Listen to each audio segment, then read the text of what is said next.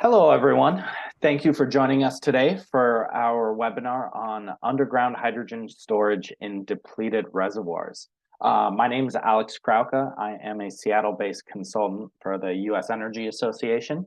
For those of you who aren't as familiar with USEA, USEA is a nonprofit, apolitical educational association that represents the full gamut of the energy industry. So fossils, renewables, nuclear, kind of everything in between. Has projects on pretty much every continent in the world except for Antarctica and Australia. The majority of USEA's work is actually with the U.S. Agency for International Development, a little bit with the U.S. Department of State, and then, of course, with the U.S. Department of Energy. One of our DOE-focused programs is called the Consensus Program, which is a cooperative agreement with DOE's Office of Fossil Energy and Carbon Management that seeks to educate the public, policymakers, industry, and other stakeholders and build a consensus on the benefits of and requirements for CCUS and other carbon management technologies.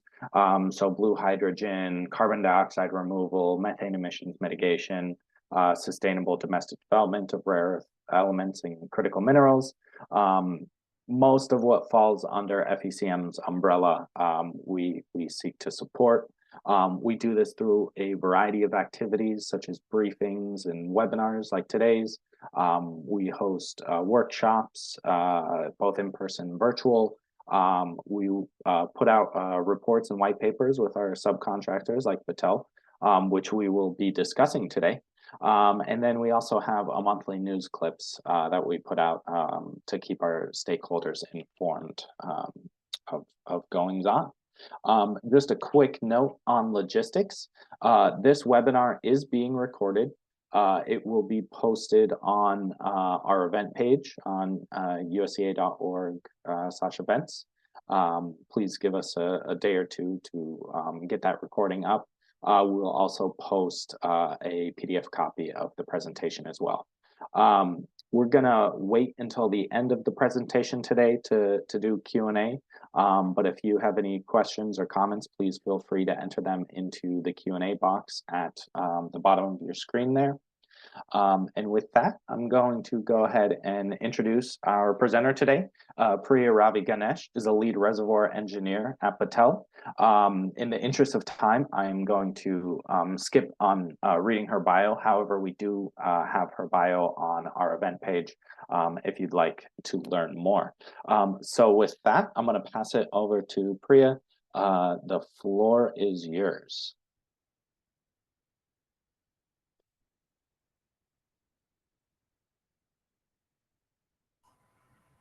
Thank you, Alex. Can you see the screen that I'm sharing?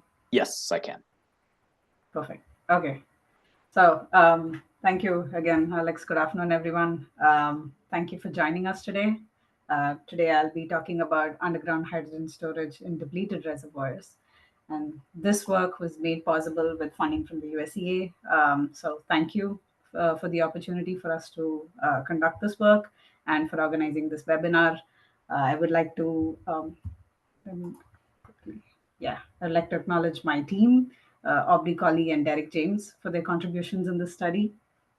And as I summarize our study findings, I will take you through by first setting the stage on why hydrogen, why underground hydrogen storage, and then follow it with our current state of the understanding with respect to hydrogen dynamics in the subsurface, what we know from literature, what we know from industrial experiences so far.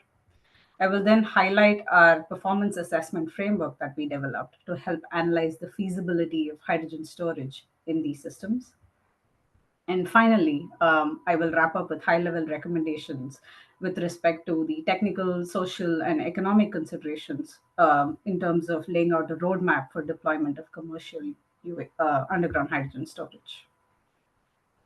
And so with the growing focus on an identification of hydrogen as a lucrative technology in our portfolio of decarbonization technologies, not just in the US, but in many countries across the world, I want to first start with why hydrogen is lucrative.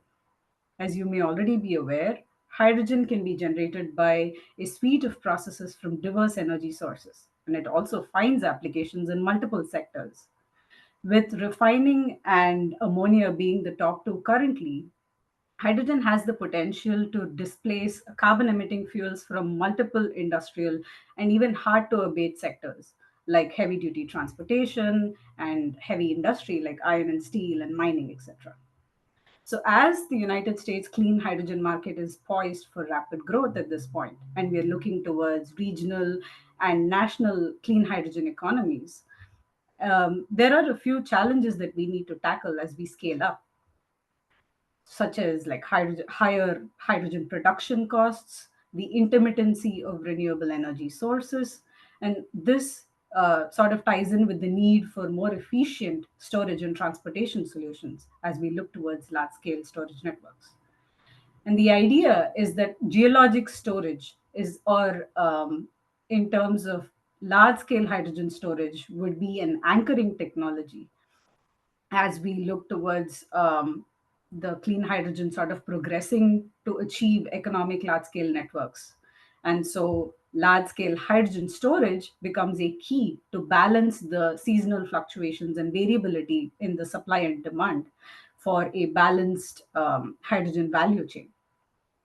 Our study helps provide insights into the current understanding of hydrogen dynamics in subsurface systems, specifically depleted reservoirs, and come up with high level recommendations of how do we help with or enable technology acceleration to support a large scale clean hydrogen economy.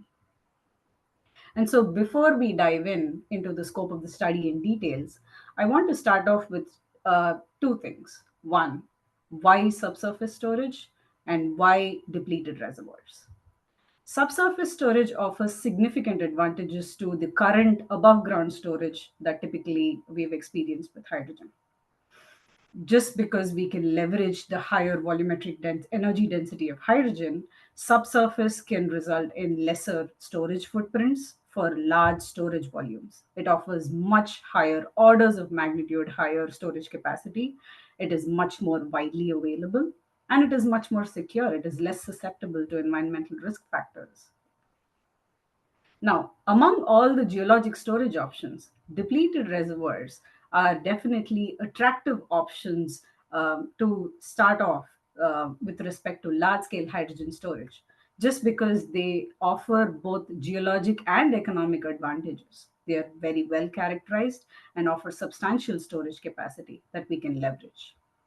And so, the one aspect that we are trying to deal with, though, is the technical viability of storage in these systems is relatively less developed because there are few existing operations. And so our study helps provide that fundamental understanding of what we do know about these systems, how we can measure or establish the feasibility of underground hydrogen storage in these systems. And so our study culminated with a report where we present these insights based on the review of literature and industrial experience. And we also draw from analogous gas storage experience to help. And so projects around the world that we've evaluated to compare the fundamental dynamics difference between hydrogen and these more familiar fluids like carbon dioxide and natural gas storage processes in the subsurface.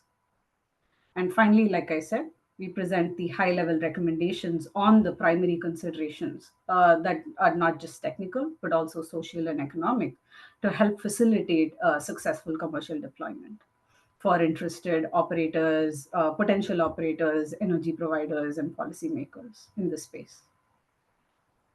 So I start off with what we know about hydrogen and storage in the subsurface. Hydrogen storage is analogous to underground natural gas storage operations. By that I mean the function of storing hydrogen will typically be to provide storage capacity so we can balance the seasonal supply and demand fluctuations, and to also meet the peak demand so that we can stabilize the power grid. And so, if you look at a typical underground hydrogen storage site, it would have a well where we inject hydrogen, as you can see in the figures, the schematics to the right, there will be a well to inject hydrogen, which will be temporarily stored and produced back on demand based on the need, essentially, for the end user. The rate at which the well can or we can withdraw the stored gas is called deliverability, and that's a key performance metric of these systems. And so this cycling operation of injection, temporary storage, and then production back on demand is what is analogous to the underground natural gas storage operations. So a typical site would need to have a high porosity permeability to have sufficient storage capacity and injectivity requirements, which will help maintain those rates that we need for withdrawal. The surrounding rock should be ideally sealing or impermeable, which means that there will be potentially structural or stratigraphic traps, if possible, to contain the gas that we've stored and keep it where it's supposed to be, where we've injected it. Cushion gas is typically employed, and that helps to maintain or enable adequate withdrawal rates and pressure maintenance. So it's operationally it helps, and that factors into the costs along with the other infrastructure like compressors and pipelines and the wells itself. Now, looking at the different geologic storage options, the study evaluated the salt caverns, it evaluated experience in depleted reservoirs, saline aquifers, and coal bed storage as well. We looked at the general advantages versus disadvantages, the geologic characteristics, the infrastructure requirements, and qualitatively compared the different costs and experience with general gas storage. As you can see, the table on the right here is trying to capture all of that. And it's a little busy, but I want to essentially highlight that salt caverns here are the only consistently successful storage mode that have been implemented for hydrogen storage.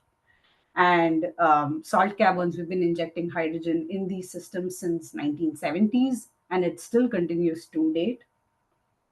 But the geomechanical stability and the availability geographically is probably lesser advantages, and that's where we look at the depleted fields and saline aquifers, which are much more abundantly available. Between the two, depleted fields, like I already mentioned, have the advantage of being well characterized. We have the historical operations, and that understanding helps us with the characterization of the geology. And there could be existing infrastructure that we may be able to leverage. And that's again an additional cost advantage. The saline aquifers, on the other hand, there is lack of existing characterization data. So that would require additional effort to understand. And there is also the potential in terms of infrastructure. The advantage is it could be tailored just for hydrogen when we're building it out. The other two, which is the hard rock caverns and the coal bed storage, we do not have any experience with hydrogen storage in them. It is a much more earlier stage. For example, coal bed storage only has lab analysis as proof of concept. So they're in different stages, but all early in terms of understanding what is the consideration to store hydrogen in these systems. And so if you look at the experience with gas storage, which we've listed here, clearly there is analogous experience that we can draw from. So getting into the industrial experience for these systems, and I'll start with salt caverns, like I said, we have those systems, and I'm trying to highlight in this slide specifically hydrogen storage. So while salt caverns have been stored for we've been using them to store hydrocarbon gases, liquids, and hydrogen even. So there are 4 existing cavern operations that are exclusively pure hydrogen. As you can see, 3 of them are in the US. And they're all sort of focused in the Gulf Coast area.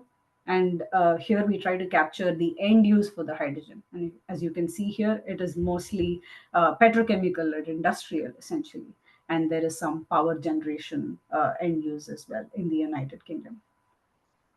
We contrast the potential working gas capacities. As you can see, it is 200,000 tons, 200 million tons to 906 roughly. So there is a range of working gas capacities that correspond to the range of depths where these systems are. In contrast, like I mentioned, for porous media, which is the depleted reservoirs and the saline aquifers, the technical viability is relatively less developed because we have very few existing operations. But there are several research programs that have been undertaken over the last decade. There is a lot of focus primarily in Europe in this space, but there is also efforts in the United States recently, such as the Shasta effort, that are looking into providing a fundamental understanding of the processes involved in these systems and developing computational modeling capabilities so that we can understand the impacts and evaluate the performance metrics better. But just to contrast between salt caverns and porous media, it is much more suitable to store hydrogen in porous media if it is for seasonal applications, because that would entail very few cycles in comparison, and that would essentially, the cyclicity being minimal will help with the integrity of storage essentially. Now, moving from the industrial experience to the resource potential, and I would like to compare the natural gas storage facilities in the United States, essentially, and map it to the geologic hydrogen storage resources in the US. So, this map shows the natural gas facilities currently in the United States. And this involves multiple storage media. As you can see, it involves aquifers, depleted fields, and salt domes. If we compare this with the hydrogen storage potential, and here again, we try to capture depleted reservoirs, saline aquifers, salt caverns, and hard rock caverns, all the different geologic storage options that I mentioned earlier on. If we laid and compare it with the existing hydrogen production infrastructure, you can see that there is a nice alignment with the industrial hydrogen production facilities that are existing with the storage resources. You can also see the only pure hydrogen pipeline that is in existence, again in the Gulf Coast area.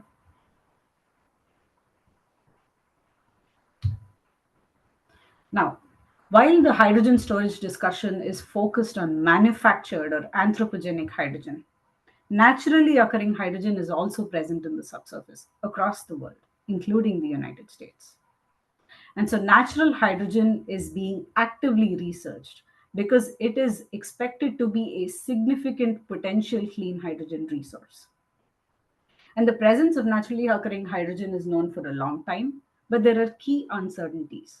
For example, with respect to where and how much of hydrogen is present in the subsurface, and a fundamental understanding of how much of this hydrogen that's available can be economically accessed. And so typically, the naturally occurring hydrogen has been associated with mafic, igneous, and metamorphic rocks. So we've been essentially seeing them in deep resources or that are either very deep or too far offshore. There is current exploration focus on accumulations within onshore igneous or sedimentary reservoirs that are overlying failed rift systems and igneous intrusions. So the recent efforts include resource estimations and identification of plays by different academic institutions and geologic surveys. There's also private exploration ventures that are foraying into the natural hydrogen space. One recent example of this is the current exploration interest in Kansas and Nebraska along the mid-continent rift system. And here they're looking into where wells have historically encountered hydrogen shores to explore the potential. So as you can see, while the resource potential that is offered by natural hydrogen still requires further investigation, all these research and exploration efforts are definitely valuable to inform the technical considerations and the risks that are associated with the storage integrity for underground hydrogen storage in general. Now, While the concept of hydrogen storage is not new, hydrogen by itself has very unique thermodynamic properties or thermophysical properties. It is the smallest molecule, it is highly reactive. And so when we look at hydrogen storage in geologic systems, which are porous reservoirs, then field scale behavior is something that's not very well understood in these systems. Also, the considerations with respect to leakage risks and storage integrity in the systems in terms of the impacts are also something that are areas of active research. So when we look at the processes that are associated with hydrogen in the subsurface, it can be categorized into four groups: hydrogeology, geomechanics, microbial activity, and geochemistry. So hydrogeology involves the diffusion and the displacement processes. And so we need to tackle issues of fingering with hydrogen being so light and less viscous, and wettability changes if that is something that is deemed to be important. For geomechanics, we need to have an understanding of the impact of the stress changes with the cycling operations for hydrogen storage. Hydrogen is also highly reactive, so the geochemistry and the microbial activity is also critical. And each of these categories, as you can see, has associated operational risks. Many of these risks are actually interconnected, and they form the fundamental technical basis of understanding the operational impacts.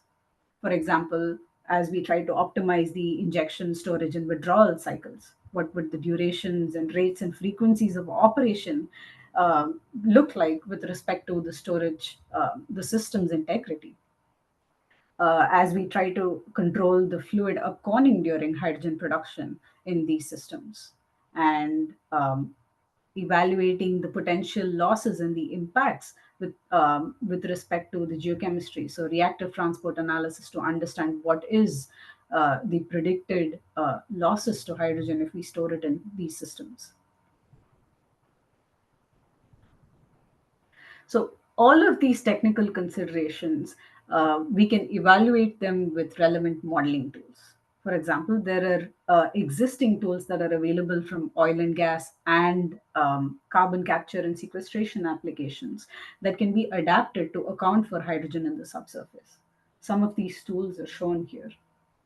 And in terms of hydrogen storage, the key operational performance metrics include total hydrogen capacity, working gas capacity, which discounts the cushion gas presence in the system, well deliverability, which I mentioned before, and then diffusive losses and chemical stability.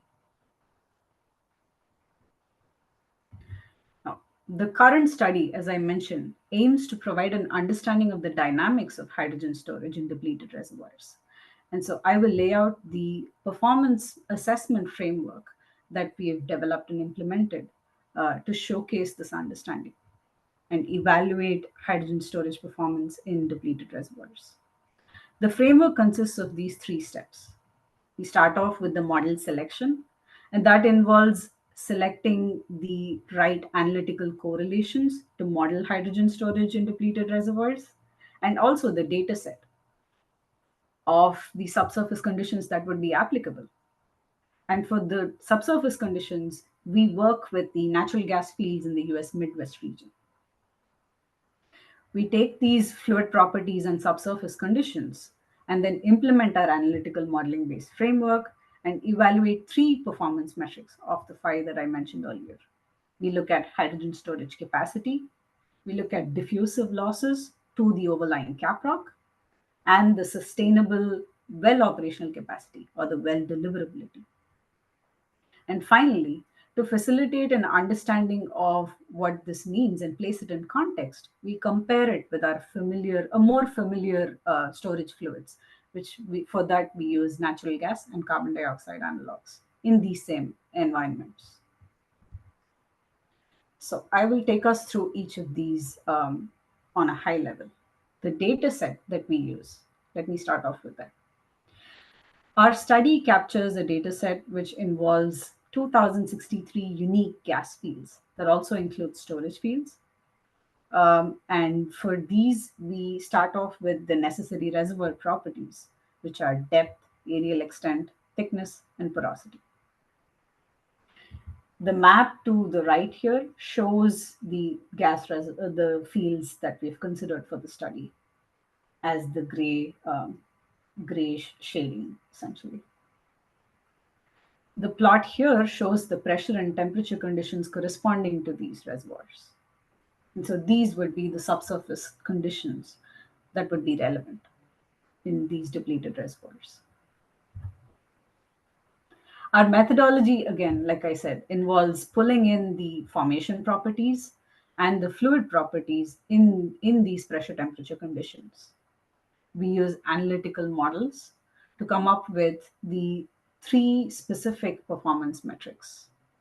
The storage capacity here deals with the theoretical estimate of how much volume of that pore space can be occupied by hydrogen. And this we also have a realistic estimate of the storage capacity by accounting for the cushion gas. The diffusive losses for the caprock will deal with the amount of storage gas that we expect to diffuse into the caprock over a given period of time, and that will be lost essentially. And it depends on two things.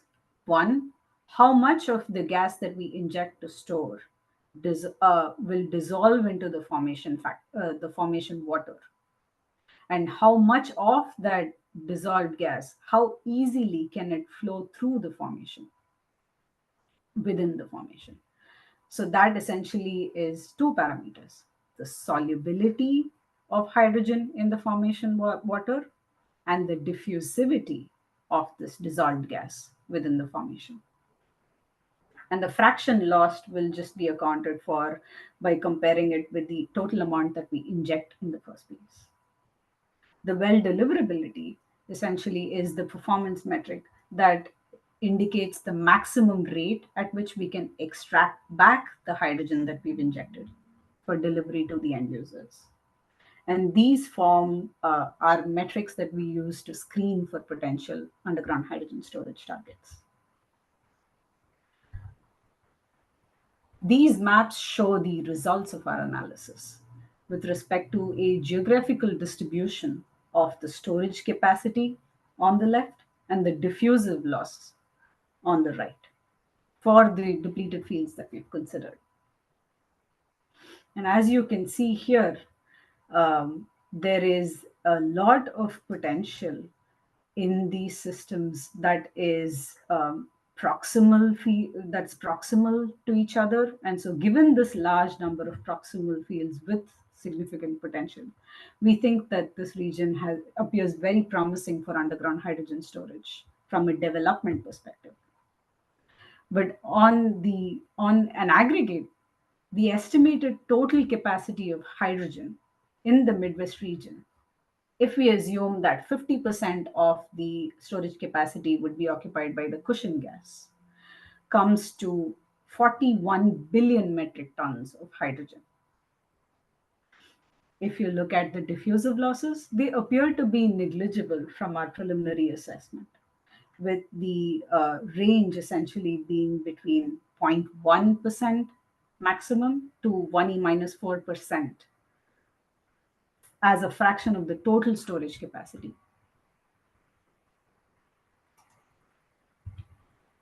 Now, a major challenge in understanding the potential for underground hydrogen storage deals with the unique properties of hydrogen, like I said. And so the understanding of its thermophysical properties is important as we are trying to establish an understanding of its behavior in subsurface systems.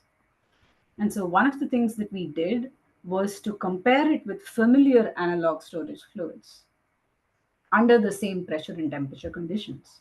So if you can see here, there are three different colors.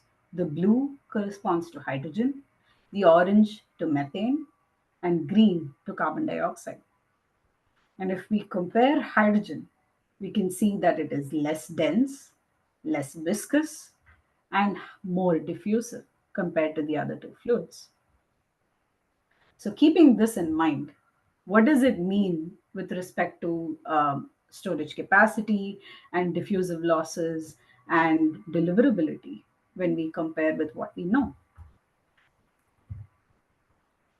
In terms of potential, because hydrogen has a lower potential energy storage compared to natural gas and carbon dioxide, we see here that, for example, if we compare the volumetric aspect of the capacity, so if you look at total storage volumes, we see that hydrogen is comparable to methane, and carbon dioxide is higher.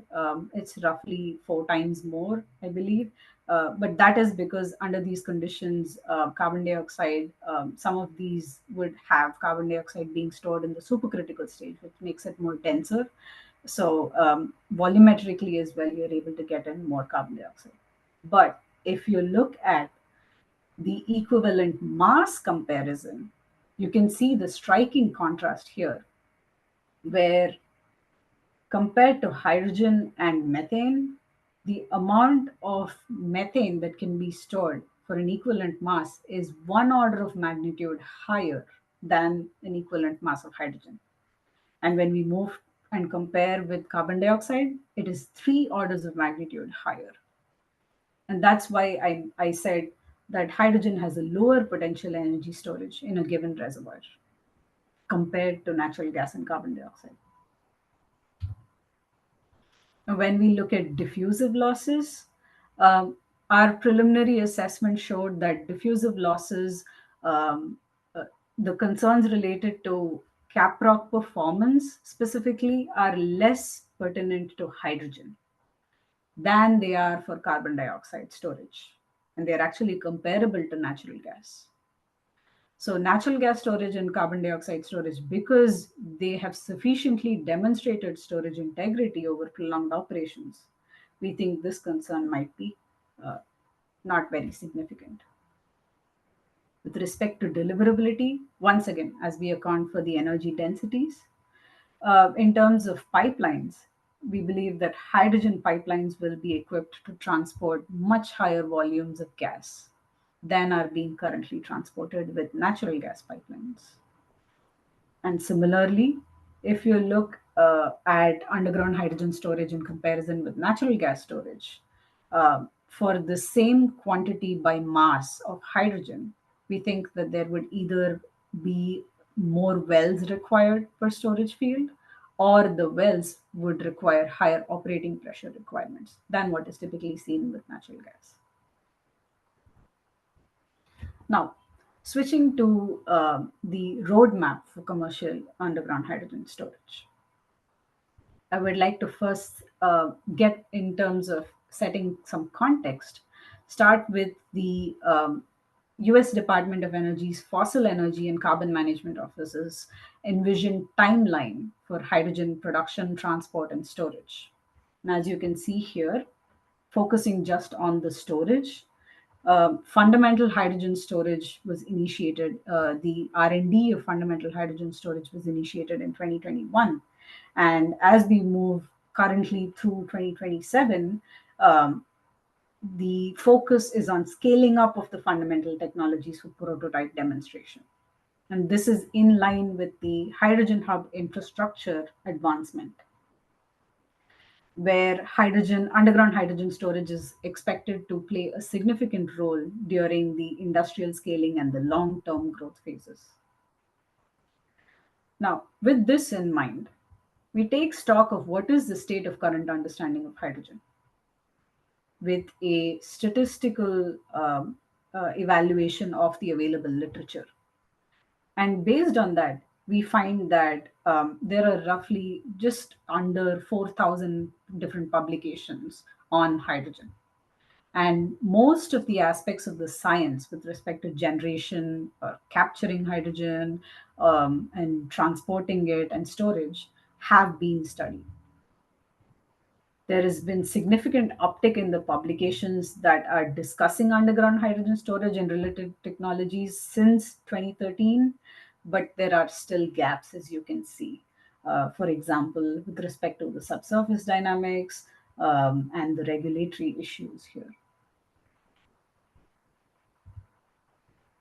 Our recommendation to bridge these gaps is by leveraging the lessons learned from analog industries, many of which have decades, even centuries of experience. For example, as we look to scale up clean hydrogen, we can borrow from the carbon capture and storage industry, which has been operating since the 1970s, with respect to modeling tools, monitoring or measurement and verification technologies and approaches, the regulatory guidelines, and specifically the stakeholder engagement aspect. We can learn from the natural gas storage industry, which has again been operating similarly since the 1960s with respect to modeling tools, just field operational and development aspects, and the integrity management considerations. Our industrial sector's experience with hydrogen can be leveraged, and we can learn from production related know how, process control implementation, safety regulations, and regulatory guidelines on handling hydrogen. Oh, sorry. And there is also emerging understanding from ongoing research with respect to the long term integrity, the materials aspect of it, the microbial impacts. All of these can fit in well as we look to moving towards a large scale clean hydrogen economy. And I will take us through quick considerations on some of these. For example, the monitoring considerations for underground hydrogen storage. Monitoring is critical for us to track and validate that we've safely stored and operated. And this we can build upon the existing carbon capture and sequestration and the industrial lessons learned. For example, seismic monitoring experience from oil and gas and wastewater disposal and carbon capture sequestration industries can be applied. Approaches with respect to the above zone pressure monitoring and groundwater monitoring, groundwater quality monitoring to identify the geochemical changes. All of these are very relevant and they can be used to monitor that our injection production wells and our system itself over the life of the project is intact and operating as it should be.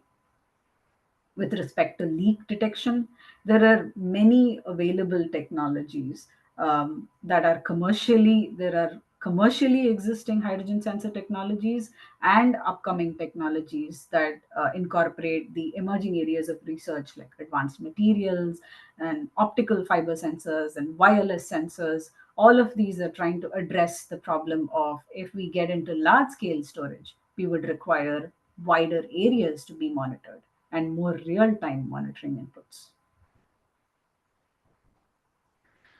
When we look at the regulatory readiness for hydrogen, there is existing framework available. For example, Sandia National Laboratories compiled this overview of federal regulations for hydrogen technologies, where their goal was to identify who are the regulators and agencies that need to be engaged by stakeholders for future systems when they start to develop them, and what are the limits of federal oversight. And this chart from that study nicely shows how each portion of the hydrogen supply infrastructure is regulated by international or federal or state and local entities. But one aspect that will hopefully be clearer as we get into actually deploying these or working with these towards an implementation standpoint will be interactions between these different entities, for example, between the federal and the local regulations. And those should be clearer over the next several years and spearheaded by the hydrogen hub efforts that will kick off soon. For the societal considerations, our recommendation for potential developers who are interested in implementing hydrogen projects, specifically for those projects that involve a distribution and storage component to them, is to proactively begin understanding and engaging with respect to what are the social and environmental justice considerations or impacts of their projects, proposed projects, and engage with the communities to build partnerships so we can move from the current emotion-based or low awareness of underground hydrogen storage by being proactive and targeted about our engagement and transparent even, moving it towards the fact-based and higher awareness of underground hydrogen storage. As of date, there hasn't been a specific study or studies that evaluated the awareness of the public or the perceptions with respect to underground hydrogen storage, but we can infer from the analogous industries again. For example, um, one can expect that the transportation of hydrogen could be a challenge to overcome given the significant pushback that we've seen for CO2 pipelines and hydrocarbon pipelines in the US from communities and environmental groups. So these stakeholder engagement frameworks are valuable, and these lessons learned would be critical as we work towards incorporating the community benefit plans that are mandated for federal funded projects.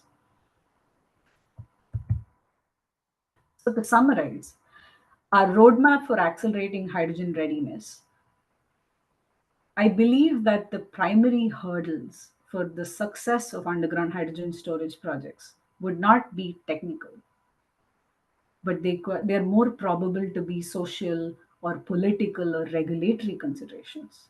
But at the same time, we need both these prongs to progress simultaneously, and it is important that they do so.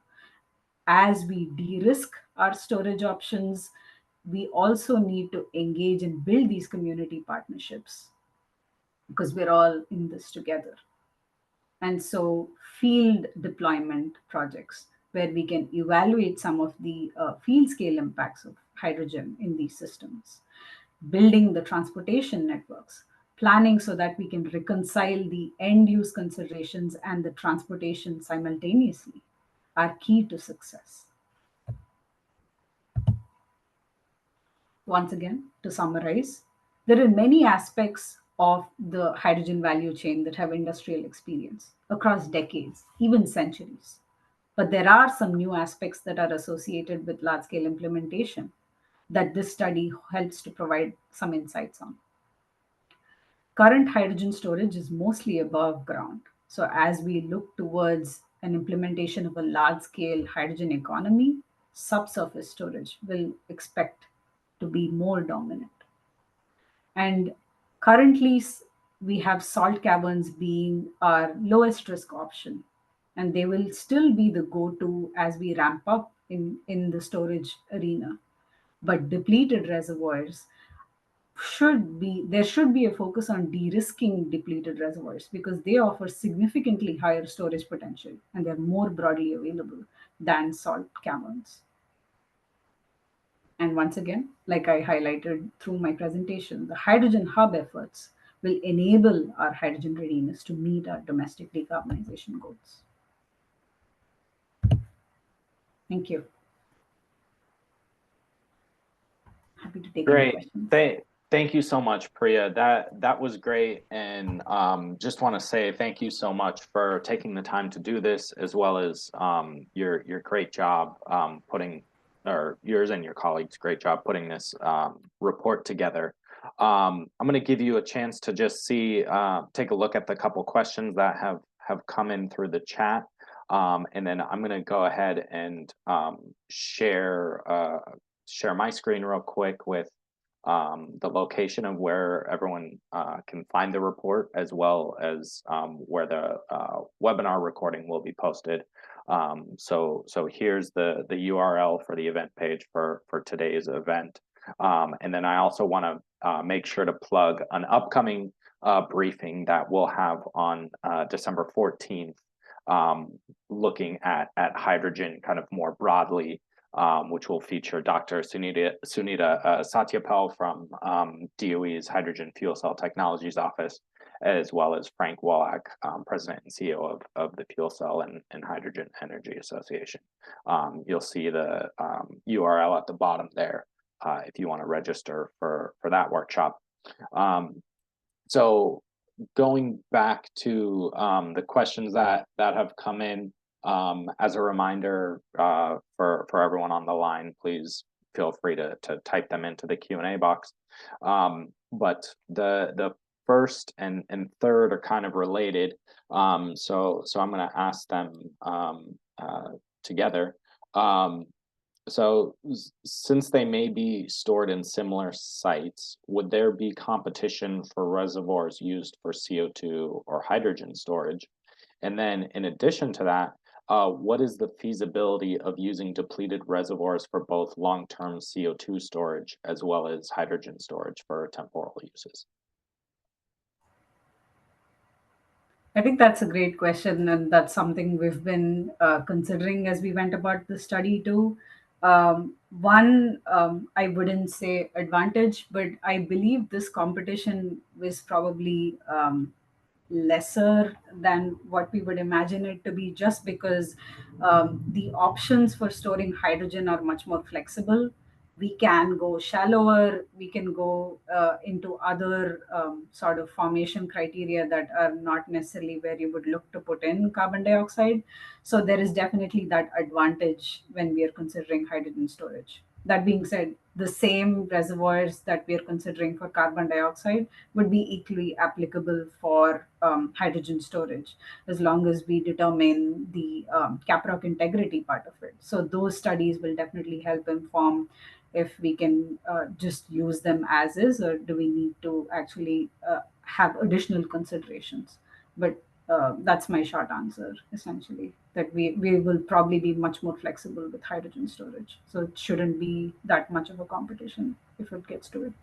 Got it. And so there wouldn't really be a need to use the same reservoir for long-term CO2 storage and then, temporary hydrogen storage. There's Yeah, we plenty to could. go around. Yeah. Okay, perfect. And then kind of on a similar note, how much work is needed to ensure efficient separation of the hydrogen from cushion gases on withdrawal? With respect to the separation, I think there are established separation technologies on the surface that we typically use that can be employed here.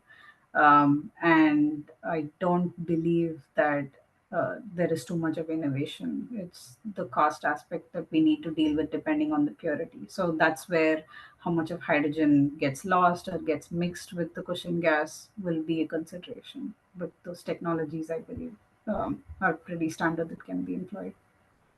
Got it. Thank you. And then this next question is referring to pipeline design requirements. And I know from the layman's perspective, aka my perspective, it seems like you could just build a pipeline and put hydrogen in it or CO2 if you want, or natural gas. And luckily I've been in this industry just long enough that I know that it's not that easy at all. So how do the pipeline design requirements for hydrogen compare to those for CO2? I want to first probably caveat by saying that was not a focus in our study. We didn't extensively dive into the design requirements for pipelines. But that being said, we did look at the regulatory considerations, and PHMSA has been working on how do we take what we know with respect to natural gas storage and carbon dioxide storage, and the industrial sort of transportation of hydrogen, and map it to natural hydrogen pipeline. So there's a lot of research that's getting into blending versus pure hydrogen, and the material requirements and the operational requirements.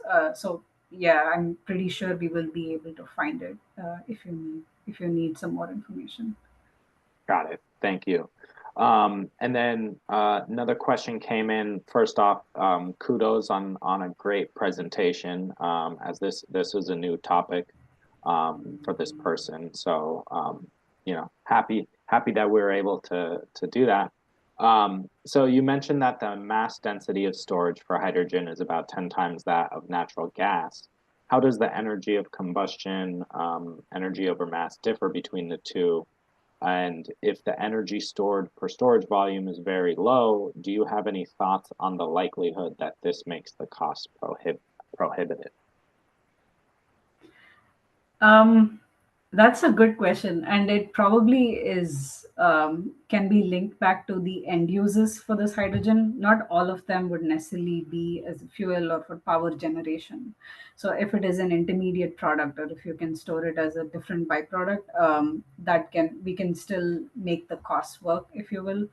Um, so, yes, it is more in terms of trying for us to get a sense of the capacity or the volumes that we need in the subsurface to put in that similar mass of hydrogen and compare it essentially. Uh, Got Hopefully it. that helps. Yeah. Great. Thank you. And then a kind of question that I had, regarding subsurface storage and regulatory guidelines.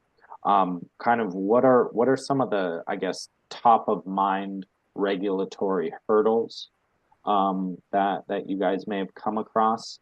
And then, what what are the, I guess, gray areas, if you will, that may need more regulatory clarity as well?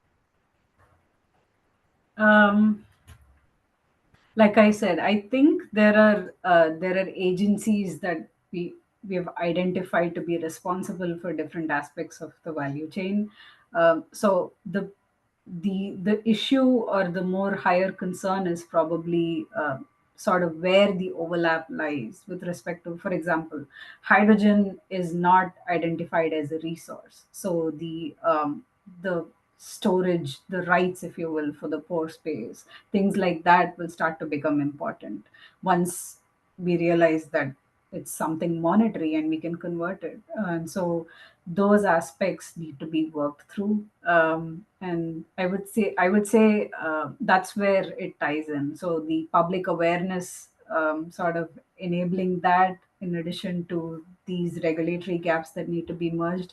So where does the jurisdiction or the liability transfer between federal to local authorities, and who actually enforces these? So just I think more clarity on the implementation of these regulations itself will be a big step.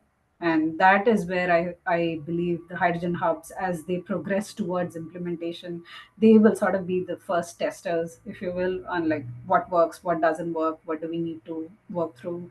Some of these permitting timelines might be prohibitive. So, what can we do to get around that? Just like we're dealing with the CCS industry, right? So, what we have been dealing with. So, those are nice analogs that we can be proactive about at least. Got it. Okay. Thank you for clarifying that. And then I also want to just put in another plug. You mentioned stakeholder engagement. That is rightly so becoming more and more an aspect within the energy industry and kind of overall. And we did have a workshop on community benefits plans this past Monday, actually. And the recording from that workshop just went up. So for those who are interested, please feel free to take a look on that. With that, I think we've gone through pretty much all the questions that came in. A couple questions that I had. Again, just a reminder, we'll have another hydrogen focused webinar coming up next week on the 14th, so don't miss that. But with that, I just want to say, Priya, thank you again for all your hard work on this. Thank you for taking the time out of your day to present this work to us. I thought you guys did a great job, and happy that it's out in the public sphere now. And also want to thank everyone for joining us today. We had pretty good participation and great registration numbers. So I think this is a topic of increasing interest and importance. So thank you again, and I hope everyone has a great rest of your week and a great weekend and great end to the rest of the year as well. Thank you, Alex. Thank you, everyone.